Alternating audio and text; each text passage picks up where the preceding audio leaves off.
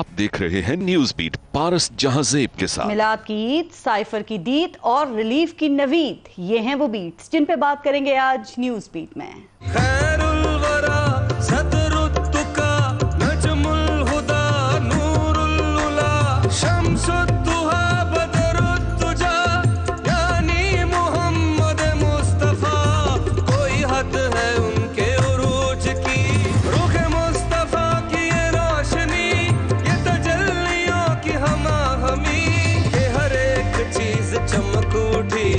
शफत तुझा बे जमाल ही, न फलक न चांद तारे, न सहर न रात होती, न तेरा जमाल होता, न ये कायनात होती। कोई हद है उनके उरूज की, बलगल उला बे कमाल ही।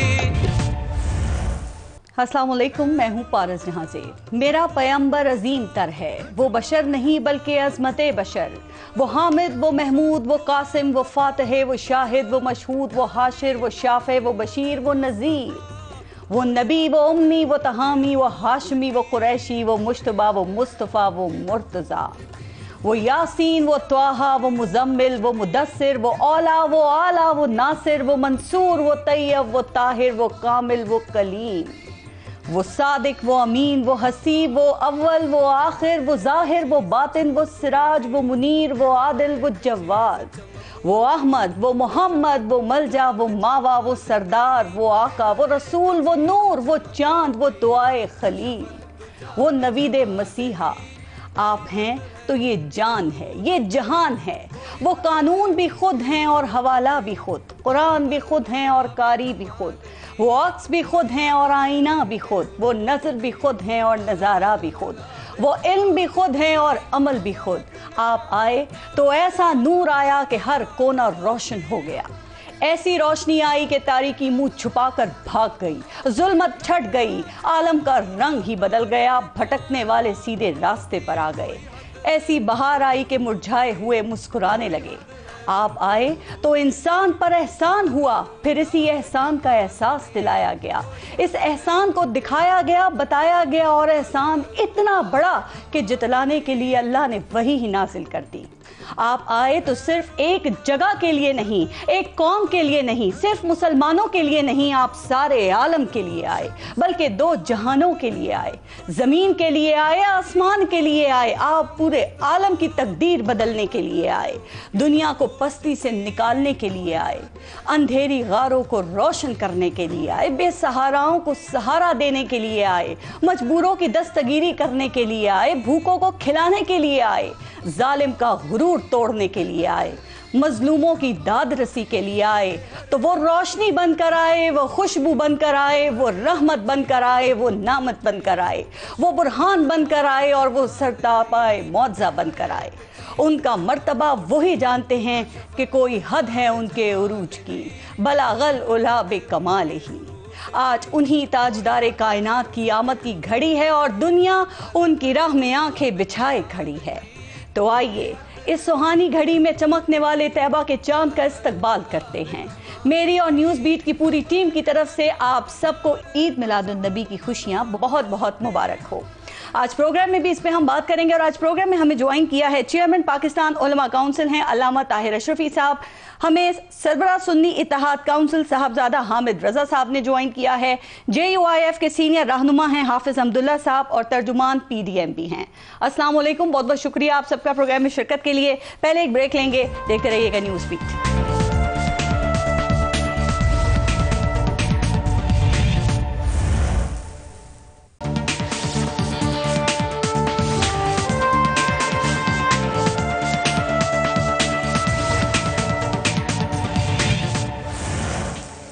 अल्लामा ताहिर अशरफी साहब, आपसे शुरू करते हैं। आप विलादत रसूल सल्लल्लाहु अलैहि वसल्लम के हवाले से क्या पैगाम देना चाहेंगे सर? क्या ये सिर्फ खुशी मनाने का दिन ही है, या इसका असल मकसद ये होना चाहिए कि उसवे रसूल सल्लल्लाहु अलैहि वसल्लम के पे अमल पैरा होने का भी सबक देना चाहिए? क्योंकि इस्लाम तो सलामती का दीन है ना, फिर हमारे यहाँ अफरा तफरी क्यों है? इस्लाम तो मोहब्बत का दीन है ना, फिर हमारे यहाँ नफरत क्यों है? इस्लाम तो भाईचारे का दीन है ना, तो फिर ये तकसीम और लड़ाइयाँ क्यों हैं? बिस्मिल्लाहिर्रहमानिर्रहीम नहमदुहु व नुसल्ली व नुसल्लिमु अला रसूलिहिल करीम।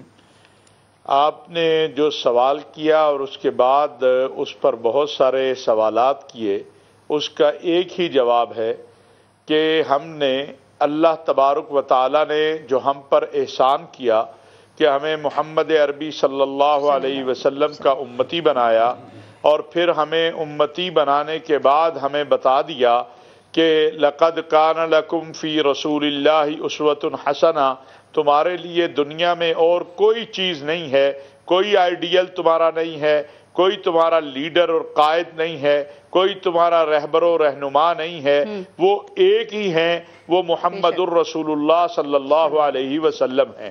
اور اس کے ساتھ ساتھ ہمیں یہ بھی بتا دیا کہ میں تمہارا خالق ہوں، میں تمہارا مالک ہوں، میں تمہیں رزق دینے والا ہوں، میں تمہیں اولاد دینے والا ہوں، میں تمہاری مشکلیں حل کرنے والا ہوں، میں تمہاری حاجتوں کو پورا کرنے والا ہوں، میں تمہارا اللہ تمہیں بتا رہا ہوں۔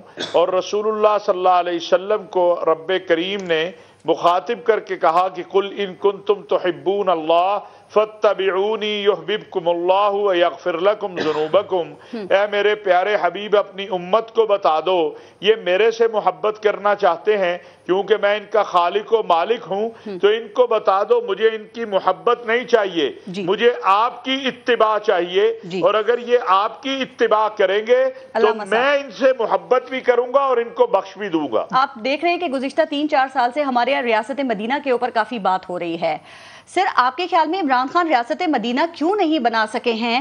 اور مولانا طارق جمیل صاحب کا تو کہنا یہ ہے کہ عمران خان اس لیے ناکام ہو گئے چونکہ قوم نے خود کو بدلنا ہی نہیں چاہا۔ گزارش یہ ہے کہ ہم 75 سال کی بات کریں، ہم 3 سال کی بات نہ کریں۔ کوئی ایسی حکومت آئی ہے اس ملک میں جس نے کسی نے نظام مصطفیٰ کی بات کی، کسی نے شریعت بل کی بات کی، کسی نے مدینہ منورہ کی طرز کی ریاست کی بات کی؟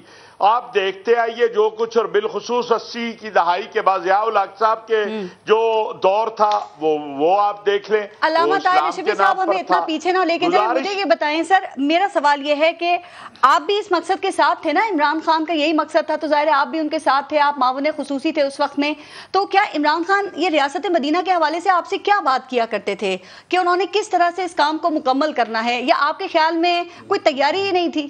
عمران خان صاحب نے اسلامی نظریاتی کونسل کے وفد سے ملاقات کی، اس میں اسلامی نظریاتی کونسل کے ممبران نے ان سے کہا کہ آپ مدینہ منورہ کی طرز کی ریاست کی بات کرتے ہیں تو آپ کو اسلامی نظریاتی کونسل اپنی سفارشات تیار کر چکی ہے، وہ ہم آپ کو پیش کرتے ہیں، آپ مرحلہ وار اس کا نفاذ کر دیں۔ انہوں نے کہا کہ ٹھیک ہے، میں ایک کمیٹی بناتا ہوں جس میں ایک میرے دفتر کا آدمی شامل ہوگا، وزارت قانون ہوگی اور اسلامی نظریاتی کونسل ہوگی۔ نہ وہ کمیٹی بنی، نہ اس پر عمل درآمد ہوا۔ حامد رضا صاحب، میں اس پہ آپ کا کامنٹ لوں گی، لیکن پہلے یہ فرمائیے گا کہ کیا خیال ہے کہ عید میلاد النبی صلی اللہ علیہ وآلہ وسلم اور 12 ربیع الاول جو ہے یہ صرف بڑے زور و شور سے، بڑی خوشی سے منانے کا ہی دن ہے، یا آپ سمجھتے ہیں کہ اس دن ہمیں یہ عہد بھی کرنا چاہیے کہ اسوہ حسنہ کو ہمیں اپنی زندگی میں لانا ہے؟ بسم اللہ الرحمن الرحیم، الصلاۃ والسلام علیکہ یا سیدی یا رسول اللہ وعلی آلکہ و اصحابکہ یا سیدی یا حبیب اللہ۔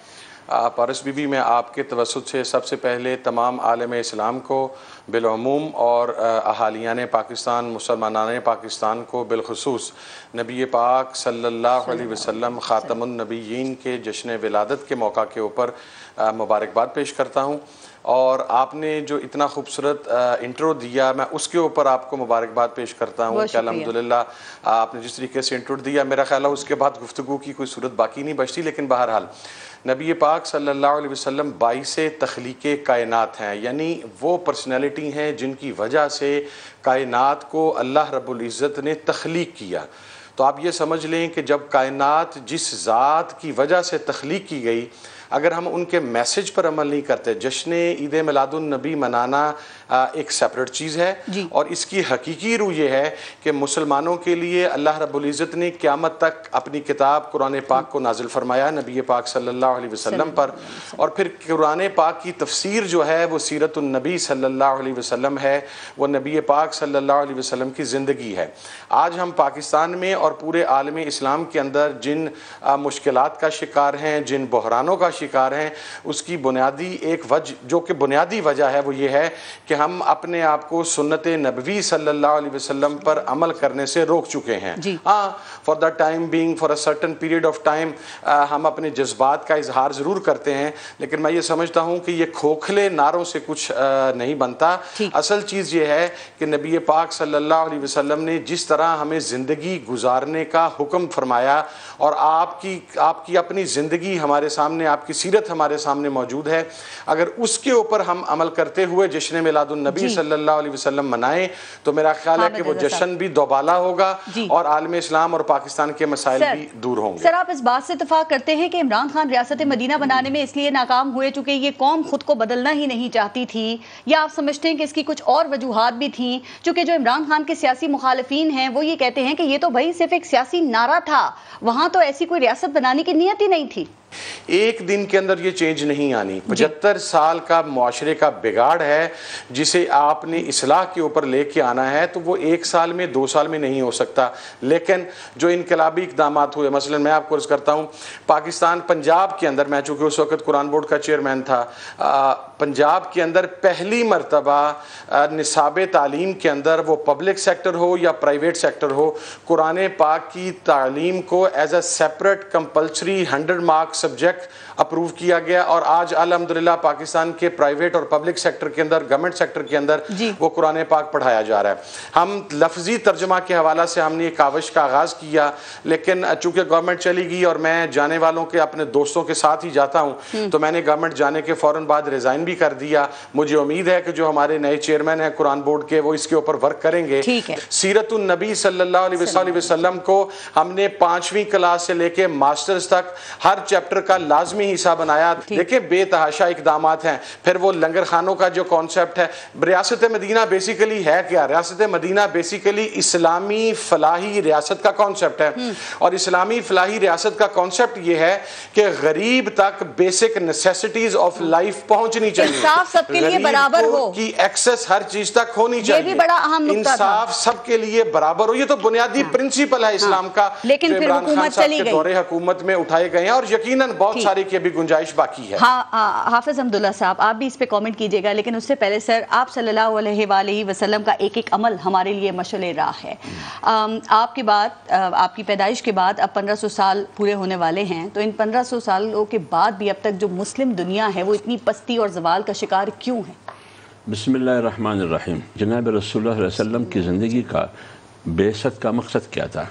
جس طرح انہوں نے ایک طرف یہ کہا کہ انما بعثت لاتمم مکارم الاخلاق، میری بعثت، میری رسالت، میری نبوت کا مقصد اخلاق سنوارنا، کردار سنوارنا، کردار بنانا، لیکن ساتھ ساتھ یہ بھی کہا کہ لیظہرہ علی الدین کلہ۔ قرآن میں 3 مقامات میں فرمایا کہ میں صرف انفرادی زندگی کی تبدیلی کے لیے نہیں آیا ہوں کہ میں انسانیت کی شخصی زندگی کو بہتر کر سکوں، اس میں انقلاب لے کے آؤں، بلکہ میں ریاستی امور کے لیے، یعنی دین کی غلبے کے لیے، تمام ادیان پر میں اس مقصد کے لیے بھی آیا، نظام بنانا۔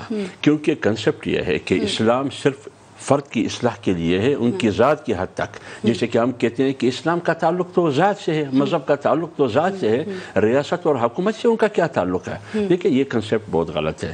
اس کا معنی یہ ہے کہ اسلام مذہب ہے، دین اور نظام نہیں ہے۔ اس نظام میں سیاست بھی ہوتی ہے، ہمارے ہاں سیاست میں اتنی نفرتیں کیوں ہیں؟ اس کا ذمہ دار کون ہے؟ ہم ایک ہی نبی کی امت ہیں، یہاں پہ حال یہ ہے کہ ہم میں اتنی تقسیم ہے کہ ہم مل کر ساتھ بیٹھ کے بات کرنا پسند تو دور کی بات ہے، ایک دوسرے کی شکلیں دیکھنا پسند نہیں کرتے، کیوں؟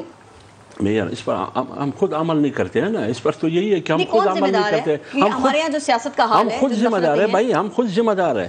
بات یہ، میں ایک روایت میں کوٹ کرتا ہوں، المسلم من سلم المسلمون من لسانہ ویدہ۔ رسول اللہ صلی اللہ علیہ وسلم فرماتے ہیں کہ مسلمان کی پہچان یہ ہے، ان کی علامت یہ ہے کہ ان کی زبان سے، ان کی ہاتھ سے کسی کو نقصان نہ پہنچے، کسی کو ضرر نہ پہنچے۔ اب آپ دیکھیے، میرے زبان سے بھی لوگوں کو نقصان، میں گالی دیتا ہوں، میں غیبت کرتا ہوں، میں لان تان کرتا ہوں، میں تہمت لگاتا ہوں، میں بہتان لگاتا ہوں بغیر کسی تحقیق کے۔ سر ایک اور بات بھی، آپ کی جماعت جو ہے وہ مذہب کے نام پہ کی بنیاد پر سیاست کرتی ہے نا، اور اس پہ کسی کو اعتراض نہیں ہے، لیکن اگر کوئی اور یہ کام کرتا ہے تو آپ لوگ اس کے اوپر کیوں تنقید کرتے ہیں؟ اگر کوئی اور اسلامی ٹچ دے دے تو آپ کو کیوں اعتراض ہوتا ہے؟ نہیں، بات یہ، میں آپ کو ایک بات کروں، ہم اسلام کی بات کرتے ہیں کیونکہ آئین نے مجھے اجازت دی ہے. آئین کے پریمبل میں آپ دیکھیے کہ یہ ریاست اسلامی ہے اور اس کا دین اور مذہب اسلام ہے. قرآن اور سنت کے خلاف کوئی قانون سازی نہیں ہوگی. دیکھیے وہ آپ خود اندازہ لگائیے ان کو کیا کہا گیا کہ خان صاحب اسلامی ٹچ بھی دے دیں. تو کیا مسئلہ ہے اسلامی ٹچ دینے کا؟ اسلام کی بات تو ہونا چاہیے یا یہ صرف مولویوں نہیں کرنی ہے؟ دیکھیے اسلامک ٹچ صرف یہ سب اس لیے دینا کہ آپ اپنے ووٹ بینک کو محفوظ رکھنا ہے. اسلامک ٹچ آپ صرف یہ اس لیے دینا کہ لوگوں کی ہمدردیاں وصول کرنا ہے. آپ ایسا نہیں کرتے؟ آپ ریاست مدینہ کی بات کرتے ہیں, آپ کا مقصد یہی ہے. مجھے ایک بات بتائیے, اسلامی نظریاتی کونسل آئینی ایک ادارہ ہے, اس میں ہزاروں سفارشات موجود ہیں. پونے 4 سال میں عمران خان تو یہ کر سکتا تھا کہ اس کی روشنی میں 10 قانون تو قرآن و سنت کی روشنی میں وہ کر سکتے تھے قانون سازی, لیکن 10 میں سے ایک مجھے بتایا انہوں نے کی نہیں کی. میں آپ کو درجن سے زیادہ ان کے ایسے اقدامات بتا سکتا ہوں جو قرآن و سنت کے خلاف ہے. ان کی روش, ان کی حکومت, ان کا کردار, ان کی گفتار. آپ بتائیے اچھی باتیں بتا سکتے ہیں آپ؟ نہیں ہے ان کی حکومت میں خدا, میں خدا کو گواہ کرتا ہوں. میں کہتا ہوں کہ مولانا عمران خان نے قطعاً ایک ہی کام ریاست مدینہ کے تقاضے کے مطابق انہوں نے نہیں کیا. اگر کرتا تو سب سے پہلا اعتراف میں کرتا, لیکن نہیں کیا انہوں نے جتنا نقصان ریاست مدینہ کے نام پر ریاست مدینہ کو پہنچایا ہے کسی نے بھی نہیں پہنچایا. بریک لیتے ہیں, دیکھتے رہیے گا نیوز بھی.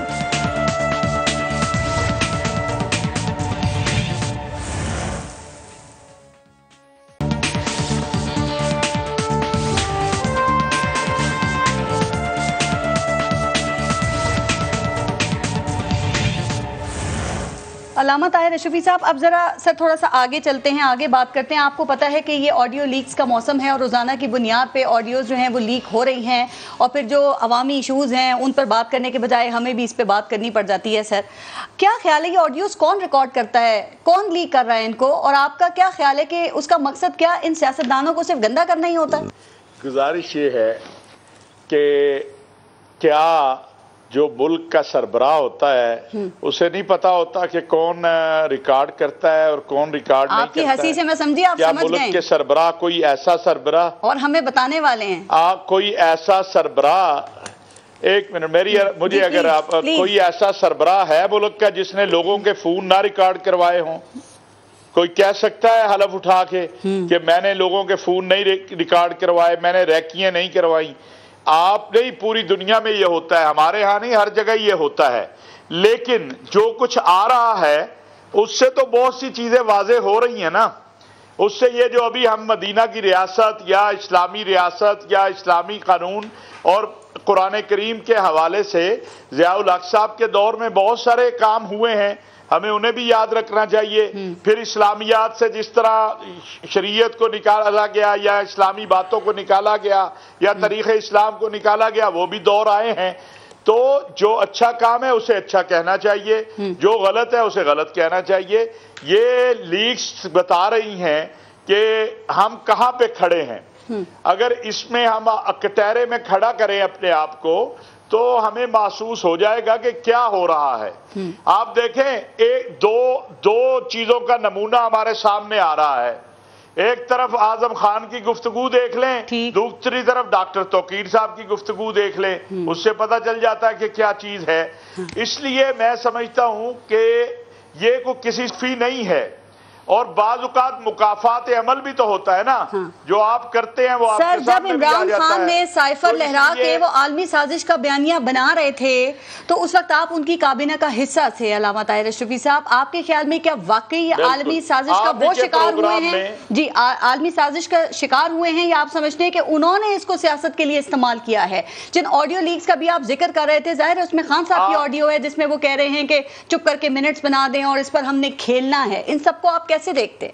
میں یہ بات پہلے بھی کئی بار عرض کر چکا ہوں اور آج پھر عرض کرنا چاہتا ہوں کہ اگر سائفر کے اوپر آپ نے جانا ہے تو اگر کوئی پاکستان میں ایسا قانون بن جائے کہ سائفر جو ہے وہ سارے ہی قوم کو پتہ چلے تو روزانہ کی بنیاد پر, چونکہ میرے یہ امور ہیں اور خان صاحب کے دور میں بھی جو حالات تھے ہمارے مشرق وسطیٰ میں, اب تو یہ تو ڈیلی اس طرح کی چیزیں آتی ہیں. یہ عالمی سازش یہ کوئی ایک پہلی بار چیز یا آئی اس پر ہے. سیاست ہوئی؟ یہ عالمی سازش ہو یا نہ ہو، اصل پرابلم یہ تھا کہ آپ کی اپنی جماعت کے جو ایم این ایز تھے وہ آپ کے رویوں سے باغی ہوئے. اور کیا ایک منٹ، یہ سائفر کب آیا؟ یہ سائفر کس تاریخ کو آیا؟ 7 تاریخ مارچ کی. ٹھیک ہے. جو نومبر اکتوبر میں آپ کے پاس لسٹ آئی کہ جی یہ ایم این اے ہیں جو آپ سے باغی ہو گئے ہیں، تو وہ کیا تھا؟ لہذا بالکل اس میں ایک بات پھر کہوں، میں وہی بات آج بھی کہوں گا جو میں نے اس وقت کہی کہ اس میں 1-2 جملے جو وہاں سے کہے گے جو بنیاد بنے سفیر کی طلبی کے، وہ غیر مناسب تھے. لیکن میں سمجھتا ہوں کہ اس بیرونی سازش سے زیادہ ہماری جو عمران خان صاحب کی حکومت اور ان کی پارٹی کے اندر ایک بدنظمی کہہ لیں یا اسے جو بھی کہہ لیں، اس کا زیادہ عمل. اچھا طاہر اشرفی صاحب، آپ نے 30 سپٹمبر کو ایک ٹویٹ کیا تھا کہ کابینہ کے اجلاس میں دوست ممالک کے ذمہ داروں کے خلاف گفتگو کو ان ممالک کے سفارتکاروں کو بتانے والے کون تھے؟ سر یہ آپ کس گفتگو کا ذکر کر رہے ہیں، اور یہ ان ممالک تک یہ بات کس نے پہنچائی تھی؟ جو کابینہ میں بیٹھتے ہیں انہوں نے ہی پہنچائی ہوگی نا. میں تو کابینہ میں نہیں بیٹھتا تھا. سر آپ ان کی کابینہ کا حصہ نہیں تھے؟ انہوں نے ہی پہنچائی ہوگی نا. آپ کو کس نے بتایا یہ بات؟ نہیں، میں کابینہ کے اجلاسوں میں نہیں بیٹھتا تھا، لیکن یہ بات سب کو پتا، آپ کو بھی پتا ہے کیا بات ہوئی، اسلامی ممالک کے سفیر نے بتایا، کس نے پہنچائی. نہیں، مجھے اسلامی دنیا سے جو بہت سارے، ایک نہیں بہت سارے سفارتکار تھے، بہت ساری ایسی گفتگو ہوتی تھی کہ جو بہرحال قابل اعتراض تھی، اور اس کے پھر ہم نے اس کو بھگتا بھی ہے. خان صاحب سے ناراض تھے؟ یہ نہیں ہے، یہ کوئی مخفی باتیں نہیں ہیں. نہیں، اگر آپ بیٹھ کے کسی ملک کے ذمہ دار کو گالی دے دیں یا آپ کسی ملک کے ذمہ دار کے حوالے سے غیر ذمہ دارانہ گفتگو کریں تو وہ آپ کو پھول تو نہیں پھر بھیجیں گے نا. کوئی بھی ملک تو علامہ صاحب یہ ہمارے بارے میں کرے، جس طرح میں ابھی آپ کو کہہ رہا ہوں، میں آپ کو کہہ رہا ہوں کہ وہ جو امریکی نمائندہ تھا اس نے کچھ جملے جو ہمیں بتائے گئے وہ جملے بالکل قابل اعتراض ہی نہیں، قابل احتجاج تھے، جس پر احتجاج ہوا. اس کا مطلب خان صاحب کی کابینہ کی خبریں اور باتیں باہر نکلتی رہی ہیں اور یہ انہی کے قریبی لوگ یہ کام کرتے رہے اور آگے بڑھاتے رہے. لیکن علامہ طاہر اشرفی صاحب پھر یہ بھی تو ہو سکتا ہے نا، یہ بھی تو ممکن ہے کہ جو آڈیو لیکس ہو رہی ہیں یہ بھی انہی کے قریبی لوگوں نے ریکارڈ کی ہوں اور اب وہ اس کو لیک کر رہے ہیں اور خان صاحب اس حکومت اور اداروں کو شک کی نگاہ سے دیکھ رہے ہیں. مجھے تو اس میں کوئی شک نہیں ہے. ٹھیک. حامد رضا صاحب، آپ سمجھتے ہیں کہ پہلے عمران خان کے آڈیو لیک ہونے کے بعد ان کا عالمی سازش کا بیانیہ ناکام ہوا، اس کے بعد ابھی جو ایک ان کی یہ ہارس ٹریڈنگ کے حوالے سے بھی کل ایک آڈیو لیک ہوئی ہے، اس کے بعد ہارس ٹریڈنگ کی جو وہ مخالفت کرتے تھے وہ بیانیہ بھی دھڑم سے نیچے آ گرا؟ دیکھیں، میں نہیں سمجھتا کہ ان کا وہ جو ایک موقف ہے رجیم چینج کے حوالہ سے اس کو کسی قسم کا کوئی نقصان پہنچا ہے. لیکن ایک چیز میرا سوال ہے تمام لوگوں سے کہ ہمارے اقتدار کے ایوانوں کے اندر بیٹھ کر کیا وہاں پر قرآن و حدیث پڑھائی جاتی ہے؟ مثلاً کون سا وزیر اعظم ہے اس ملک کا، کون سا پریزیڈنٹ ہے اس ملک کا، کون سی کیبنٹ ہے اس ملک کی جو اس قسم کی گفتگو نہیں کرتی؟ میں یہ سمجھتا ہوں کہ یہ ایک بڑی غلط حرکت ہے، اور میں اس میں یہ بات بھی آپ کو کلیریفائی کرنا چاہتا ہوں کہ یہ غلط حرکت اگر میاں نواز شریف کے بارے میں کی جائے آڈیو لیک کے حوالے سے تو بھی غلط ہے، اگر میاں شہباز کے بارے میں کی جائے بینگ پرائم منسٹر تو بھی غلط ہے، اگر عمران خان کے بارے میں کی جائے تو بھی غلط ہے. اچھا، ابھی یہاں پر یہ بات ایک کہی گئی کہ توقیر شاہ صاحب اور اس کے بعد اعظم خان صاحب کا آپ ریفرنس چیک کریں کہ دونوں کی گفتگو کا معیار کیا تھا. میرا سوال یہ ہے کہ انڈیا کے ساتھ یاری پر جو غداری کے دعوے مسلم لیگ نون نے تقسیم کیے ہیں پورے پاکستان کے اندر، اور جو محترمہ مریم صاحبہ آزاد کشمیر میں جا کر عمران خان صاحب کو انڈین ایجنٹ بنا کے بیٹھی ہوئی تھی، آپ توقیر شاہ کو ذرا سائیڈ پہ کریں نا. آپ مجھے یہ بتائیں توقیر شاہ بات کیا کر رہا تھا؟ وہ تو یہ پوچھ رہا تھا کہ انڈیا سے ان کا دماد پلانٹ منگوا رہا ہے، ملک کے لوگوں کو روٹی نہیں مل رہی، گیس نہیں مل رہی، ان کے انڈیا سے پلانٹس بھی آ رہے ہیں، انرجی پلانٹس بھی آ رہے ہیں، پاور پلانٹس آ رہے ہیں. یعنی ہم توقیر شاہ کو چیک کر رہے ہیں یا calibre of Azam Khan check کر رہے ہیں. کیوں ہم یہ کیوں نہیں چیک کر رہے کہ وہ گفتگو گفتگو کیا ہے اور merit on the merit of it وہ گفتگو کے اندر نقصان دہ چیز کا. دوسری بات یہ کہ اراکین کے حوالے سے یہاں پر یہ بات کی گئی کہ وہ جناب اتنا عرصہ پہلے ٹوٹ گئے تھے. اب پارس مجھے آپ یہ بتائیں کہ یہ کون سے اراکین ہیں جن کی غداری اس وقت ہی منظر عام پر آتی ہے جب آپ کی ضرورت پوری ہو رہی ہو. یہ غداری نہیں ہوتی. جو ناراض تھے مجھے پتا ہے ان میں سے 3 تو وزارتوں سے ناراض تھے کہ انہیں وزارت نہیں ملی. اب ان کی طرح 78 رکنی کیبنٹ تو نہیں بنائی جا سکتی تھی نا کہ 100 بندے کو وزارت دے دی جاتی. ایک سیکنڈ, آپ کو پتا ہے چیئرمین سینٹ کا تحریک عدم اعتماد جب ہوا تھا تو بتائیے کہ اس وقت پاکستان تحریک انصاف اقلیت میں تھی تو وہ کیسے وہ جیت گئی. پی ڈی ایم کے 14 لوگوں نے صادق سنجرانی صاحب کو کیسے ووٹ دے دیا تھا سر. اس کے بعد پنجاب اسمبلی میں جو جلیل شرک پوری صاحب ہیں ان کے ساتھ 6 نون لیگی اراکین منحرف ہوئے, پی ٹی آئی کے ساتھ آ ملے. یہ ہارس ٹریڈنگ نہیں ہے. جو صادق سنجرانی والا الیکشن تھا اس کے اندر جس نے کردار ادا کیا تھا وہ ہم سب کو پتا ہے. اگر آپ صادق سنجرانی کی مثال بیان کر رہی ہیں تو پھر آپ اس کے ساتھ یوسف رضا گیلانی صاحب کی مثال بھی بیان کریں کہ وہ بھی اقلیت میں تھے لیکن پھر وہ کیسے جیت گئے. تو یہ ٹیٹ فور ٹیٹ دونوں سائیڈ سے ہے. دونوں ہی خراب ہے نا. جن کی آپ مثال دے رہے ہیں ان کو تو آپ لوگ کہتے ہیں نا کہ یہ خراب ہیں, غلط ہیں, تو آپ کو تو نہیں ہونا چاہیے تھا پھر. نہیں, مجھے ایک بات آپ یہ بتائیں کہ پچھلے 75 سال میں عمران خان کا 3 سال نکال دیں تو 72 سال کا بگاڑ بھی آپ عمران خان کے کھاتے ڈالیں گے. یہ ہارس ٹریڈنگ چھانگا مانگے کی سیاست کس نے شروع کی تھی؟ کیا آپ کو نہیں پتا؟ کیا مجھے نہیں پتا؟ پنجاب کے اندر جس طرح خان صاحب کے دور میں جو بگاڑ ہوا اس کو بالکل ڈسکس ہونا چاہیے, جو غلط چیز ہوئی ہے اس کو ڈسکس ہونا چاہیے, لیکن ساری غلاظت کا جو وہ اینڈ ہے وہ سارا اٹھا کے ڈبہ خان صاحب پر تو نہ پھینک دیں اس کے ٹائم پہ. اور یہ مجھے تو اس چیز کا, اچھا میں پارس میں آپ کو عرض کرتا ہوں, عثمان بزدار وزیر اعلیٰ تھا, عثمان بزدار وزارت اعلیٰ سے اترا, میں نے اپنی سیٹ سے ریزائن کر دیا, مجھے وزیر اعلیٰ نے چیئرمین قرآن بورڈ بنایا ہوا تھا. اب اگر میں اس کے بعد حمزہ شہباز کے ساتھ بھی چیئرمین قرآن بورڈ رہتا اور پھر میری ریزرویشن سامنے آنا شروع کرتی, پھر میری وفاداریاں تقسیم ہوتی. پرنسپلز کے اوپر آپ بات کرتے ہیں. میں جاوید ہاشمی کی مثال یہاں پر کوٹ کرتا ہوں. ان کے پاکستان تحریک انصاف کے ساتھ اختلافات ہوئے, انہوں نے ایک نڈر آدمی کی طرح on the floor of the parliament انہوں نے اپنی سیٹ سے ریزائن کیا, بھلے وہ جا کے ہار گئے. آپ ان پرنسپلز کے اوپر جب سیاست کرتے ہیں تو پھر آپ کو انہی پرنسپلز کو زندہ کہنا ہے. یہ نہیں کہنا آپ نے کہ یہ اتنے ناراض تھے, اب چونکہ صلح ہو گئی تو اب ان کی ناراضگی ختم ہو گئی. اور دوسری بات یہ جو ناراض ہوئے تھے, میں آپ نے کال ریکارڈنگ کے حوالے سے بات کی, میں آپ کو بتا دیتا ہوں, کوئی جب کیبنٹ کا اجلاس ہوتا ہے کوئی کیمرہ اندر نہیں جاتا.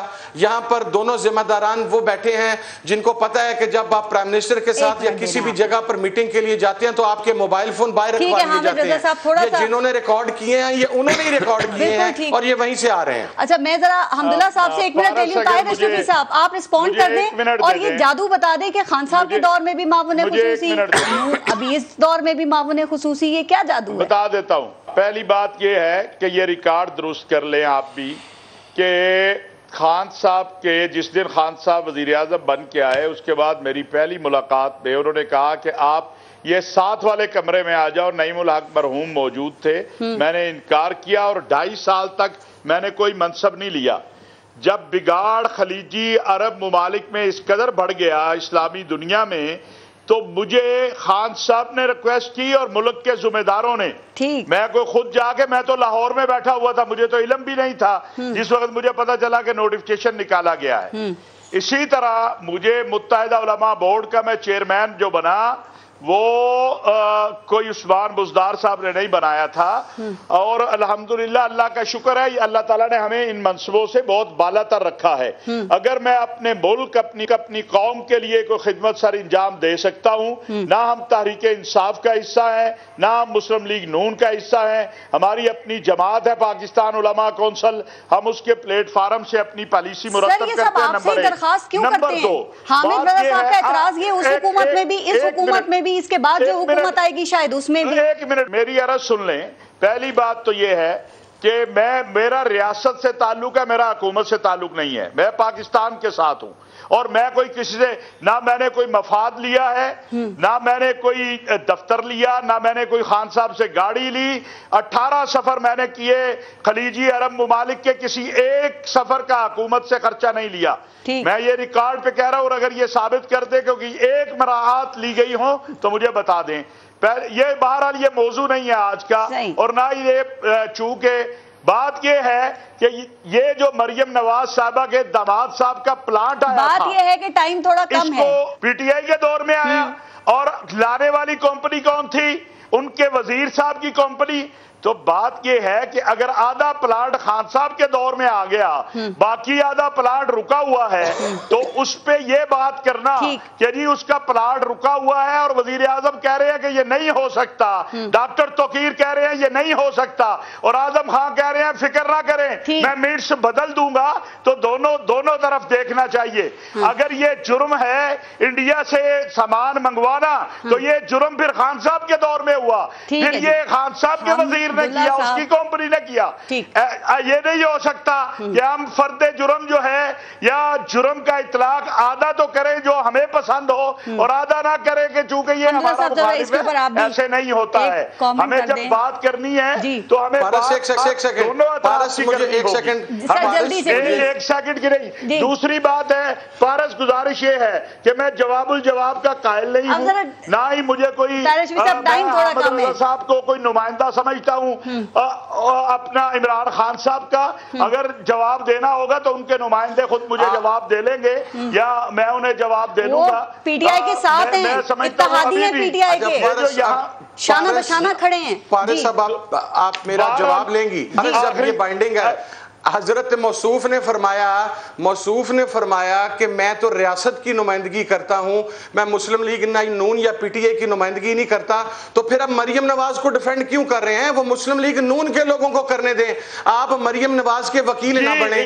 دوسری بات یہ ہے کہ انہوں نے فرمایا، اب میں جواب میں نے آپ کی گفتگو میں نہیں ٹوکا، آپ نے فرمایا میں نے کوئی مراعات نہیں لی، آپ نے متحدہ علماء بورڈ کی گاڑی ابھی 2 دن پہلے واپس کی ہے، آپ نے وہ گاڑی 2 دن پہلے آپ نے متحدہ علماء بورڈ کا دفتر لیا ہے، آپ نے اس کا ٹیلی فون استعمال کیا ہے، آپ نے تمام مراعات استعمال کی ہیں. آپ کو تو اتنی تمیز نہیں ہے کہ گفتگو کا طریقہ یہ گفتگو کس طریقے کے ساتھ کی جاتی ہے.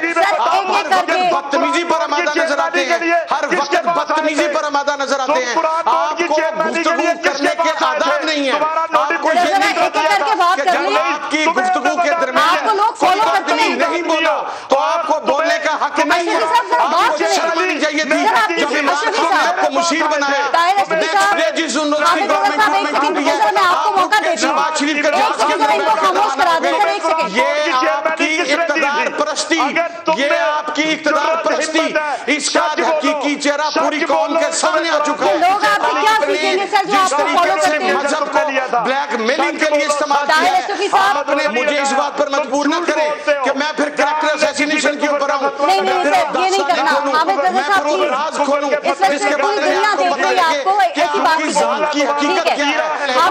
آپ لوگوں کی کریکٹر اسیسینیشن میں شامل ہے. بندہ اپنا کردار دیکھے، بندہ اپنی عقل دیکھے، بندہ اپنا پولیٹیکل ویٹ دیکھے، اور اس کے بعد سر آپ دونوں کو موقع مل گیا، بھرپور آپ نے بات کر لی ہے، بھرپور آپ نے شکوہ جوابی شکوہ کر لی ہے. اب ذرا پلیز حمداللہ صاحب کی بات سنیں. آپ کو یہ نہیں پتا پارس ان کو چیک کروائیں حامد رضا صاحب پلیز ہے ٹھیک یہ اس وقت ہوش میں ہے یا نہیں، یہ اس وقت ہوش میں ہے، اتنی بڑی رات ہے، اتنا مبارک دن ہے. حمداللہ صاحب آپ کی ذرا اندر مشیر، ہر گورنمنٹ کے اندر مشیر، بورڈ میں کیا کرتے ہیں متحدہ علماء بورڈ کے سر دیکھیں میں آپ دونوں کا مائک بند نہیں کروا رہی، لیکن پلیز اب آپ لوگ خاموش ہو جائیے، دونوں کو ٹائم مل گیا. حامد رضا صاحب ہو گیا سر، پلیز جواب ہو گیا آپ کا.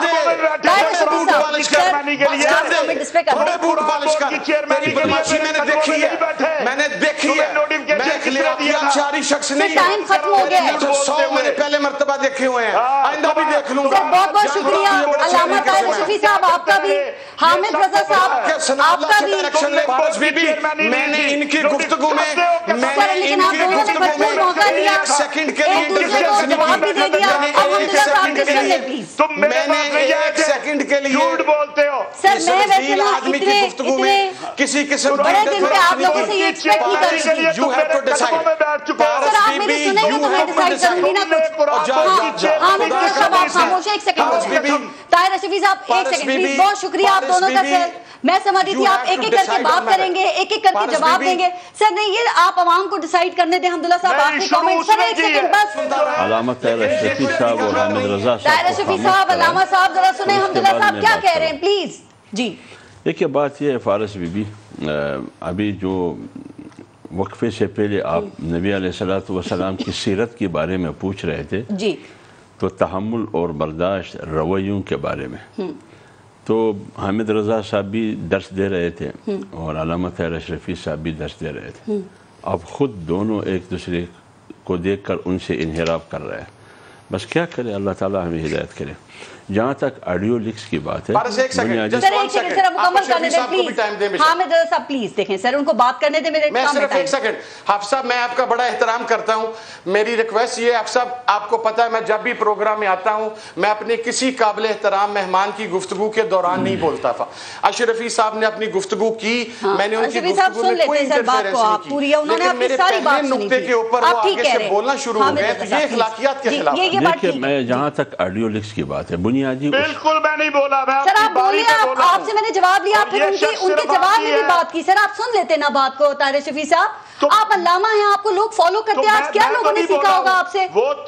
وہ تہذیب سے بات کریں گے، وہ آرام سے خوش اخلاقی سے بات کریں گے. ان کی گفتگو پہ نہیں بولا، میں تو ان کی سر میرا ان سے سوال تھا لیکن آپ نے ان کو انٹرپٹ کیا نا. چلیے چلا یہ غلط ہے سر، پھر بعد میں آپ دونوں ہی پرسنلائز ہو گئے. دیکھیے بنیادی بات یہ جہاں تک آڈیو لیکس کی بات ہے، بنیادی اصولی بات یہ ہے کہ آڈیو لیکس ٹائپنگ ریکارڈنگ یہ نہیں ہونی چاہیے، خواہ آڈیو ہو یا ویڈیو ہو. مولانا صاحب کیوں نہیں ہو سکی آج تک؟ یہ نہ میاں شہباز شریف کا، نہ نواز شریف کا، نہ عمران خان کا، نہ کسی اور کا. ایک بات. دوسری بات یہ ہے، فرض کرے آڈیو لیکس یہ ریکارڈنگ ہوتی ہے تو یہ ریکارڈنگ کی تعریف تو سب سے پہلے عمران خان نے کی کہ ریکارڈنگ ہونی چاہیے. کیوں نہیں ہونی چاہیے؟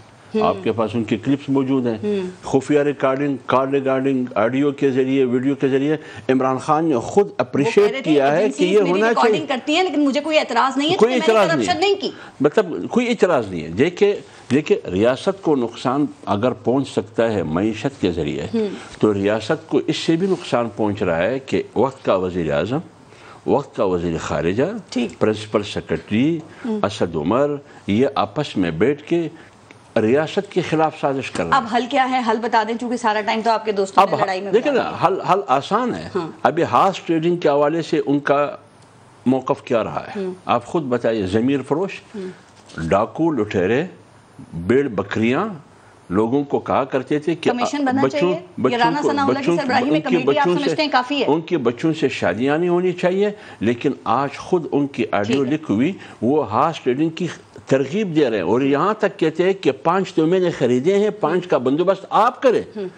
لہٰذا یہ شخص ہے اسی طرح. حل یہ ہے اس کا. آڈیو لیکس اور سائفر کی تحقیقات میں بالکل حکومت نے کمیٹی تشکیل دی ہے، لہٰذا اس کی تحقیقات ہونی چاہیے اور اس کا سد جواب اصولی طور پر ہونا چاہیے. آزادانہ فورم نہیں ہونا چاہیے جس کی تحقیقات پہ سب کو یقین ہو. آزادانہ فورم کیا آسمان سے فرشتے کمیشن بنا دیں تو یہی ہے نا.